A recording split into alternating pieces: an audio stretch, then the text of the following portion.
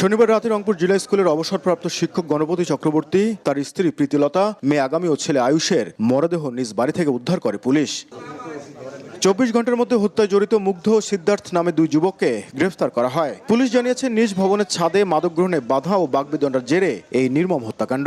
মাদক সেবনকে ঘিরে বাগবিতণ্ডার জেরে শিক্ষক গণপতি চক্রবর্তীর বাসভবনের এই ছাদেই তাকে হত্যা করেন ঘাতক সিদ্ধার্থ এবং মুগ্ধ।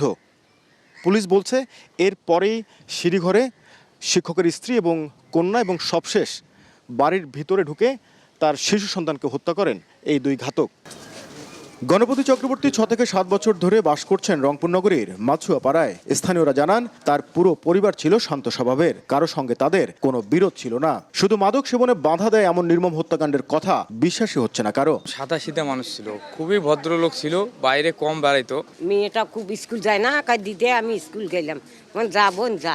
কারোর সাথে কোনো ইয়ে ছিল না। এইরকম যে একটা ঘটনা ঘটবে আমরা ভাবতেই পারতেছি না। দুটা ছেলে কিভাবে 4টা মানুষকে একের পর এক খুন করে ফেললো, এর পিছনে কোনো কারো হাত আছে কিনা। অভিযুক্ত দুই যুবকের পরিবার বলছে, তাদের মাদকাসক্তির বিষয়টি জানা ছিল না, তবে দোষী হলে কঠোর শাস্তিরই পক্ষে অভিযুক্তদের পরিবারও।